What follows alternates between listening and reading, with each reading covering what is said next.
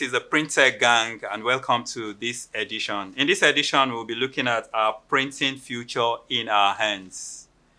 And by the way, this is the first time we're going to have audience participation. Today, we're looking at how our own printing future in our hands.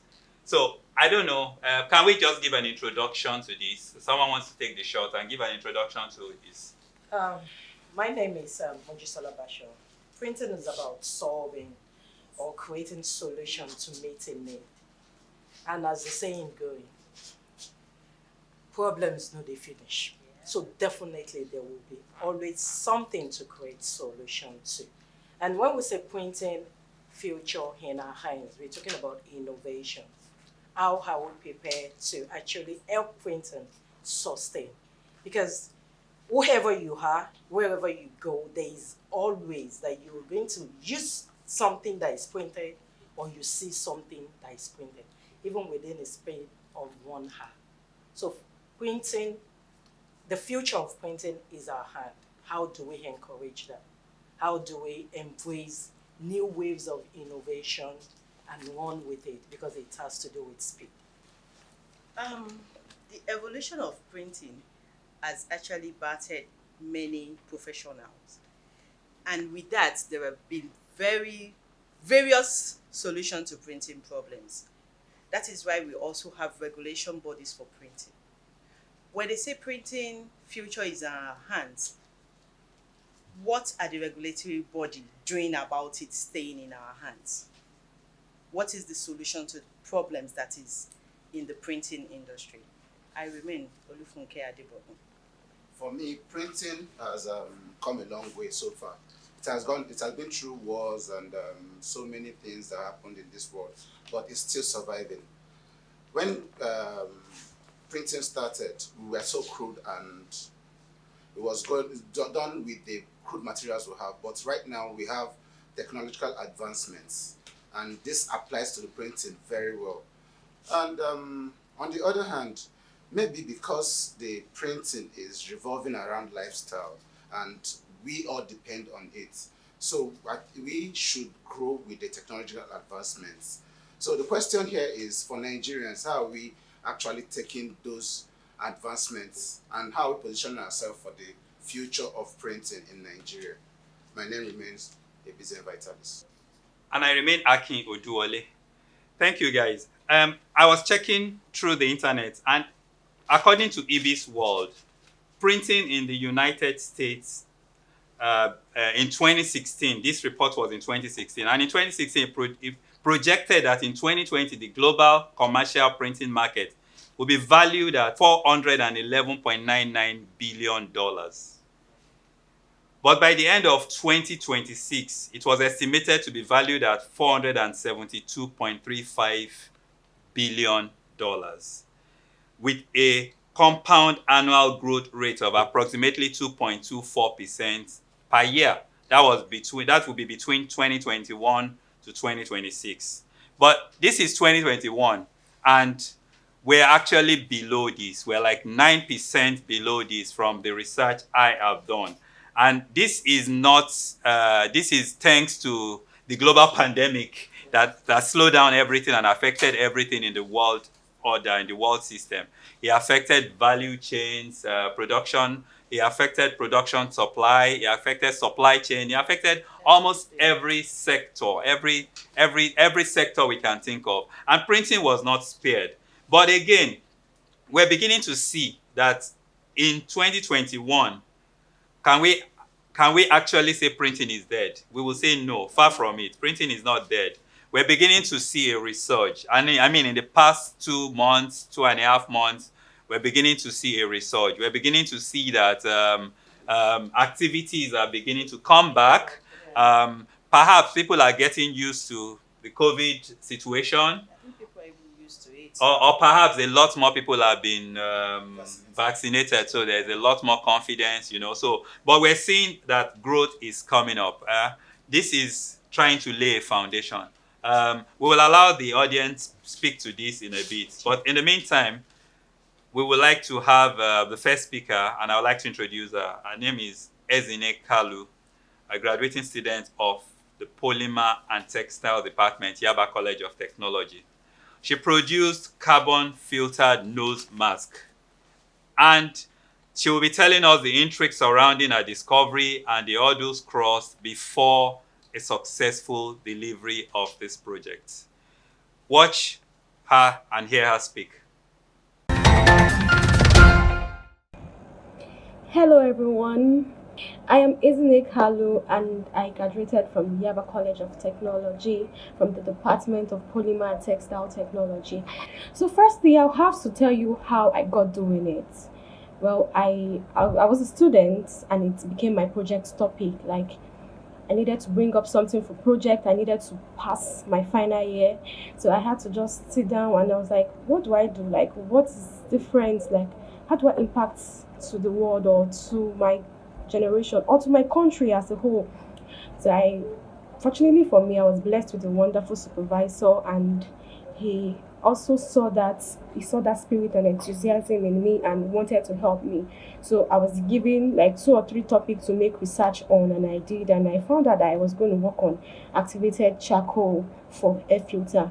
And funny enough, I noticed that the air respirations issues has risen over the years because of probably 1 or 2. I also noticed that we have more of the volatile organic chemistry in the atmosphere. We have lots of carbon monoxide in the atmosphere, and this can tend to cause asthma. It can cause respiratory issues. It can cause bronchitis and the rest of those ailments that affect the lungs and the breathing organs.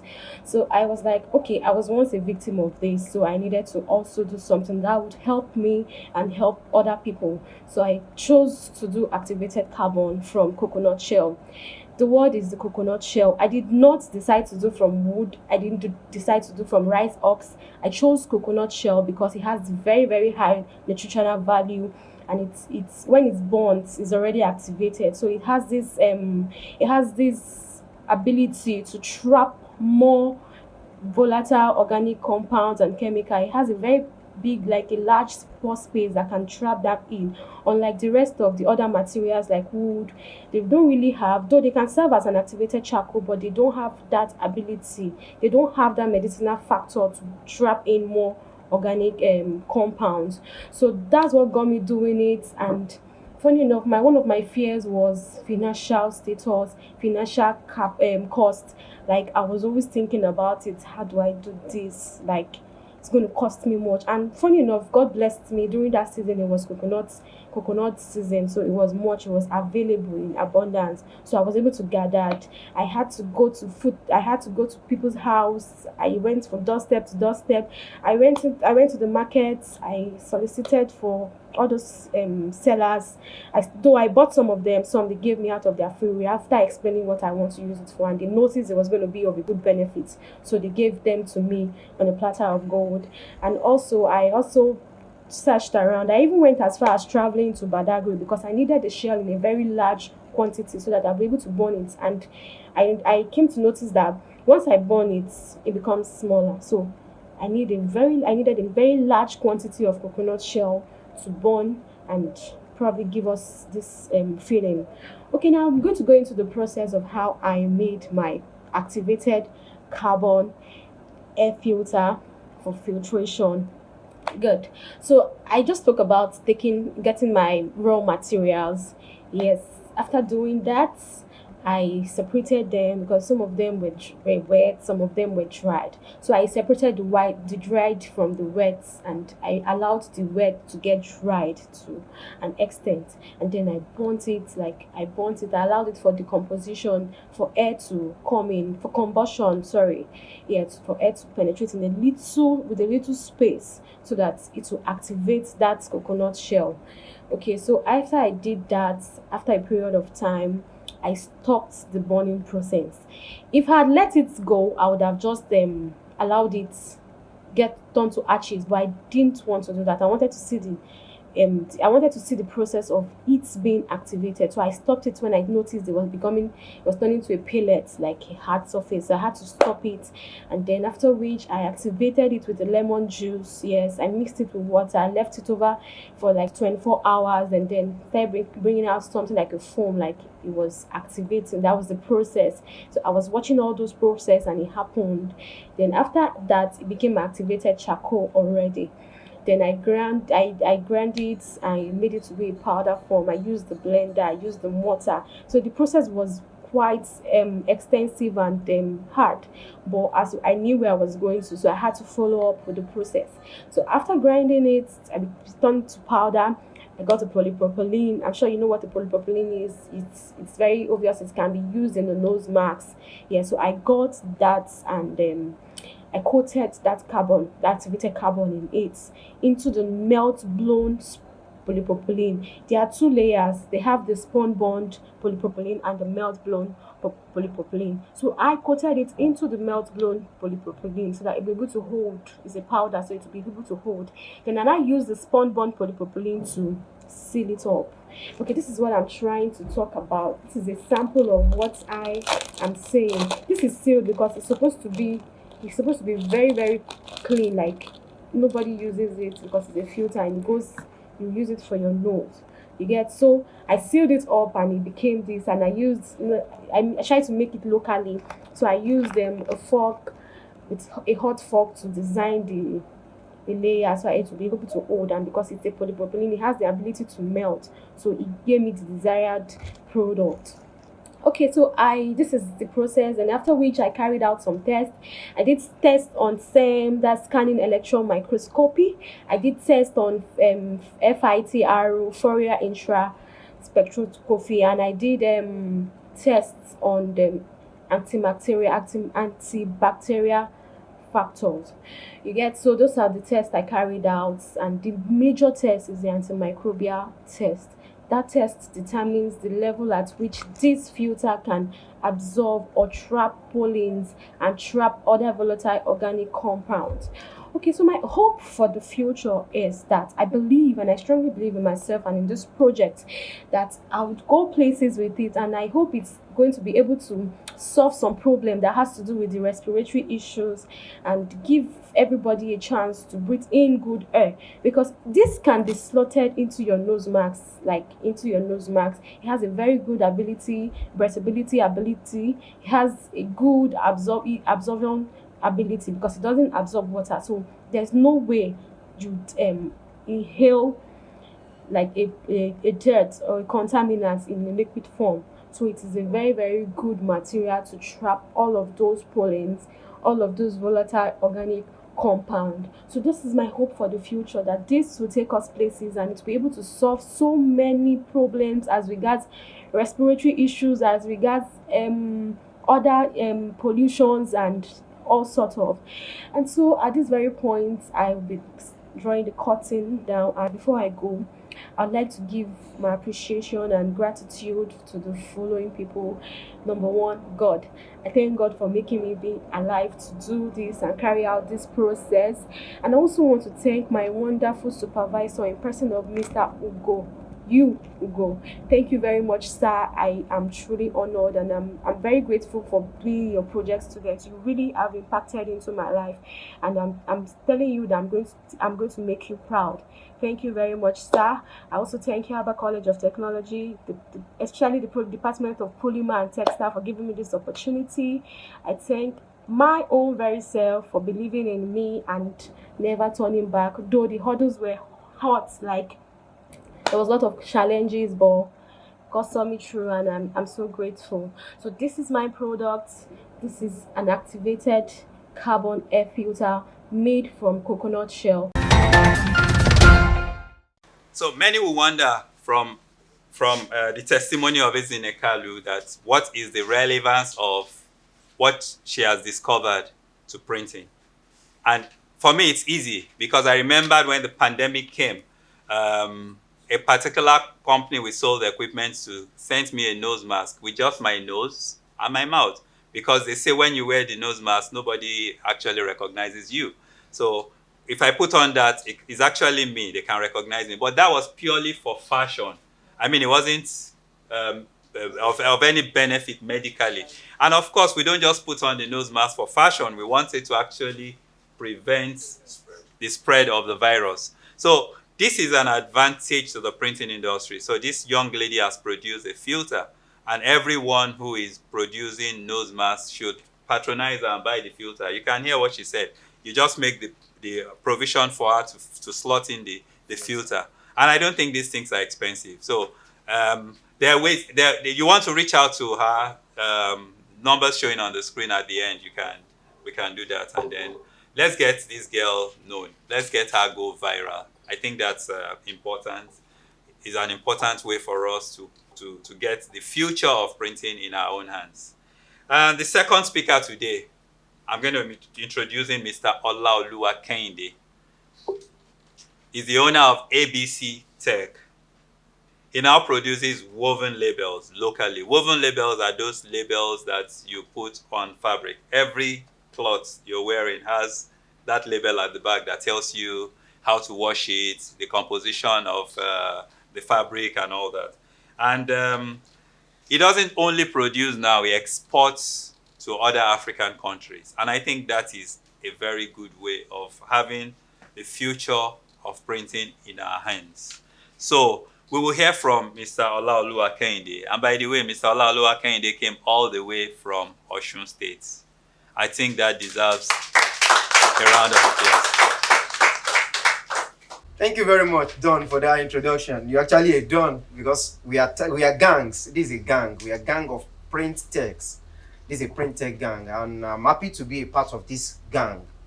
We solve problems. We are here to solve problems. We are Nigerians. There are a lot of problems among us, and the beauty of the problems is when we begin to solve them. I am Olujare. I'm a graduate of mathematics. So mathematics has really taught me or opened my eyes to see a lot of problems in Nigeria. And because of my love for printing, I started my business by importing finished print products from China, because China is basically where we import many of our print products, especially when we are looking for cheap and possibly fine or affordable products. We depend on China a lot in Nigeria. So I started my business by importing those finished products like lanyards, badges, cloth labels, even mugs. I import mugs from China, a lot of products. And I also know when I started my business that a lot of printers also even import books, printed books, books that are supposed to be printed in Nigeria, magazines that are supposed to be printed in Nigeria. They even import it from China, from US, and from different countries. But I got my disappointment from China, especially when there was a spike in exchange rate, and most especially when the pandemic came. Although I had already had the knowledge of looking for a way to improvise this woven label, when I discovered that a lot of these fashion designers are coming up and they want their brands to be recognized, and the only thing they can make their brands recognized is through the use of labels in their products. So I intended to improvise it, but I was not serious with it until when the pandemic came, and I already placed order for about 10,000 copies of labels, and I met my disappointment. The Chinese could not supply. They said they are not producing currently. Then they have their New Year holiday and a lot of disappointments. And customers don't want to hear that you cannot deliver. They will definitely be on your neck, especially even when the airports are no longer working. You can no longer take in your products. A lot of disappointments from importation. Those who are importing regularly will understand what I'm saying. Now, I was looking for a way to develop this product because it is now becoming in high demand. There are a lot of upcoming fashion designers that want to also have their products. Then I began to research on my own. What is the benefit of this label? If they don't have it, what will be the problem? How can I solve this problem? And I discovered that the major importance or the major composition of that label is it has to be soft. When they fashion designer place it in the clothes, you don't need to feel the texture of the label when you have your clothes on. Then the label has to outlast the garment itself. Even when the garment is out of use, the label must still be in the clothes. So I began to research what is the printing technology behind this thing. I even went as far as contacting the Chinese. I need this machine. Then I discovered the Chinese are not producing that machine for general purpose. They said it's a research technology in China. And now imagine, can China be producing a machine for research technology? Can they produce a machine and say they don't want it to go viral? I don't understand. If I want it, then I have to invest in hundreds of millions, which I cannot afford because I was just a fresh graduate then. So I thought I had to look inward and see what are the common things we have in Nigeria that can give me this output. Then I discovered there is a printing technique that can print on textile that will be soft and that will be durable. The so-called woven label is actually printed label on a woven substrate, but my clients decided to call it woven label because that was what they were used to. And it's actually, I can actually say it is woven label. I'm not only limited to woven label, I also make woven badges. I have the samples here. I make woven badges, though they are printed on a woven substrate. It is sublimation type of printing. If you know sublimation printing, it's actually good on polymer textiles and they last long very well. There's nothing technical about this thing. It's just some bit of creativity. There's nothing so special about it. I will let you guys have a sample of the products. So when I made those products and I proposed it to my clients, they said it's a good alternative, especially when they can now make few quantities. If they want just 20, they can make it. If they want 50, they can make it. Unlike importing from China, the minimum you can import from China is 500 or 1,000 pieces, which many of the upcoming fashion designers cannot even afford. So new fashion designers can now order for fewer quantities, say 20, 50, and when it is exhausted, they can easily order for a new quantities. In as much as it is produced locally, the raw materials are locally sourced, the machine is in Nigeria, everything I need to use, they are locally sourced. Then another factor is it is even cheaper than the imported one. So the customers are now happy that they can have it done locally. And that was one of the benefits of producing things locally. We don't have to depend on China for imported products. Let's be, as a gang, let's campaign against importing finished print products from China. It doesn't benefit our economy. It can never benefit our economy. We have to try to make sure that printed products are made in Nigeria. I think that would be very good. So I'm very, very happy to be here. Thank you for having me, Professor Akin Ojuwole. I call you Professor. He's a prof, he's a don, it's everything. It's just too wow. Thank you very much. Good afternoon, everyone. My name is Folagbade Ebisheni. Majority of customers, this their mentality is here. They're expecting to see a monogrammy kind of label. They want to see the other side and see. There's a time I went ahead to do screen print. Well, at the end of the day, they actually rejected it. No, they are expecting to see that woven at the back of the label. So in the whole of this now, what do you think we can do to market the product if it is locally made, and I'm pretty sure it's going to be good for economy? Thank you. Yeah, true. The customers actually want that monogramming effect on the label because that is what we have been used to. So I used to ask them, the monogramming effect they want at the back, what is the importance to the label itself? It has no added value to the label. It's just mindset, it's mentality. It is so easy to market. There is nothing so technical about it. It is easy to market in as much as your customers still exist. And if you have 5 loyal customers and they are still loyal, you see them as loyal, they will be the one to even market it to other people for you. You don't need to stress yourself at all. They will come. That has been my ideology. While you were talking the other time, you said the thing is relatively cheap compared to what you're buying from China. So how cheap it is and what has been the response of your customers so far? Did it increase your customer base, or some people move away from you and no longer doing the way the China did their home? Well, it is cheap. A label actually costs 30 naira. Just this one, and the badge costs 200 naira. Although the badge, I added a value at the back of the badge, which is the heat glue, the iron-on glue, which makes it easy to fix on uniform with just ordinary pressing iron. And the glue is very, very strong. Even with washing your garment and ironing it again, it makes it stronger. So the more you wash your uniform, the stronger the glue becomes.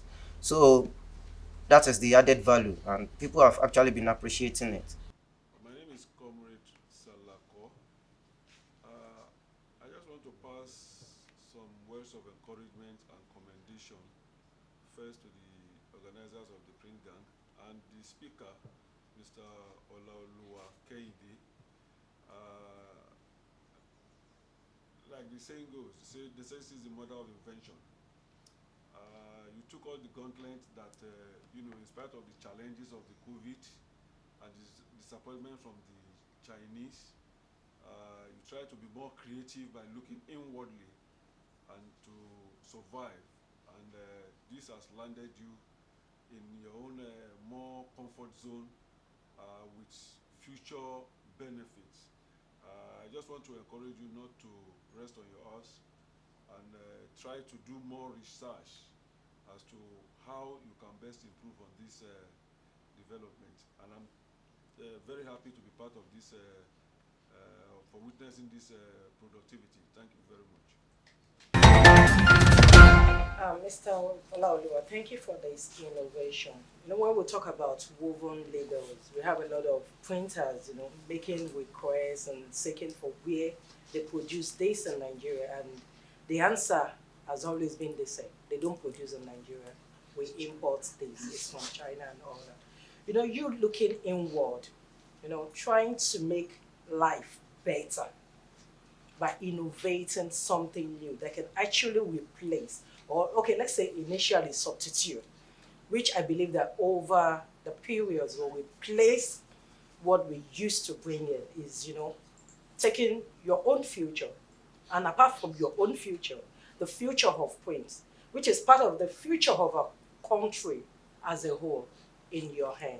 This is a very good innovation, and for the fact that the technology that is used will actually bring reduced price, unit price per what they get as label, and also is going to last. I hope this will encourage some lazy The whole thing youths. is, Lazy youths. our youths are not lazy. No, Please, government Mr. Olaoluwa is a youth, are you not? And Ezine too. And She's a Ezine youth. too. Our youths are not lazy, so I really give this to you. So you Thank guys, you you guys for- agree with me that our youth are not No, lazy. no, I have no, no. always They are said not we don't lazy. have lazy youth. I hope this will encourage some young people out there I to, hope so. as a bonus, let's give him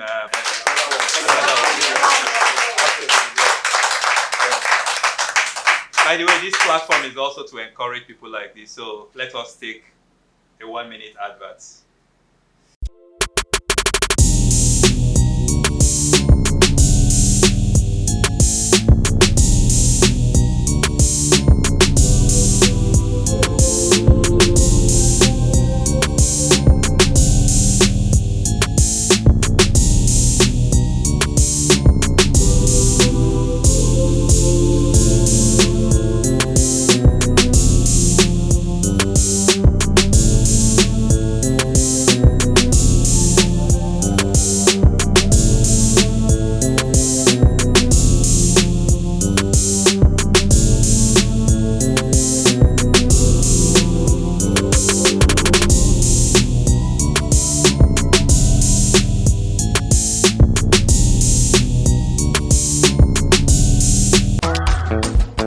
It has been a very interesting one today, and like we know, or like our topic says, the future is in our hands. The future of printing is in our hands. So to me, who you are today, what you want to be in the future, it's all in your hands. The choice is just to determine. You want to be innovative, you want to be creative, it's in your hands. You just want to stay idle and depends on the government for everything, it's in your hands. the future of this printing world is in our hands. Thank you. I'm sure we learned one or two things today. Our eyes is open to new innovations and all that. And as the topic, the future of printing is our hand. I would love to charge the youths. We don't want to be the sleeping youths because I'm actually one of you. We don't want to be the sleeping youths, so I want to charge us to be the sower, be the creative thinkers. And we should not leave it as just thinking. We should take the next step to bring the thinking to being. So no matter how small the step is, if you have to crawl, if you have to jump, if you have to, anyhow you have to take the move, but just take a step. You need a step ahead. Thank you. This episode today is wow, because the truth is that we are seeing that people are actually doing things to make sure that they take their future in their hands. Creativity here is at its peak, because it's not easy for someone to think about this solution and research on this, think about the problem and research about it, and at the end of the day breaks through with it, because we think that it's only the whites or it's only the foreigners, the whites, that can actually provide solution to something. And for me, a mind that is being creative will be a mind that is growing, and I employ us to always look for a problem to solve with, even if it is a small problem, and we can solve it using local process and systems. Then in the nearest future, this country will be exporting some technologies and some products. Thank you very much. We have heard it. We have heard it all. But I would just like to drop here 10 top growing industries according to the Bureau of Labor Statistics. The information technology sector will grow by 12% over the next decade. Construction and real estate, they also said, will grow by an estimated 11% employment rates between now and 2028. The food and beverage manufacturing, companies in this sector will continue to grow, according to them, at 5% by 2028. Personal services, this includes industry providing a wide range of services like dating, wedding planning, pet care, parking assistance, food delivery, childcare, beauty treatment, spa, and all that. And this sector is expected to grow at 17%. So these are some sectors we need to watch out for. And then in Nigeria also, we can see that the direct retail sector is growing, and it is estimated to grow at 2% before 2028. Truck and courier services. This is another sector that is expected to grow at 5% by 2028. And of course, our health sector. COVID has come to expand the health sector. So we expect this to grow. The expectation initially was 7%, but now looking at a 12% growth rate. And the eighth one is the financial sector, which is expected to grow at 6%. And then the final one I will look at is our transportation sector. People have to move from one place to another. So that is expected to grow by 6% before 2028. But guess what? The printing sector feeds all this growing sector. So, yes. So we must be able to conclusively, creatively create a way where we can, infuse ourselves into this sector and make sure we provide services for them. And that's how to hold our future in our own hands. Let me conclude by saying that there will always be challenges. There will always be problems. But every time you see that problem, remember the three-legged dog. There is one in my area. Even with his one leg missing, he still strives. He still tries to do what the dog with the four legs does. And I hope that our future will be bright. Printing future will be bright. Have a nice day, and bye for now. Bye.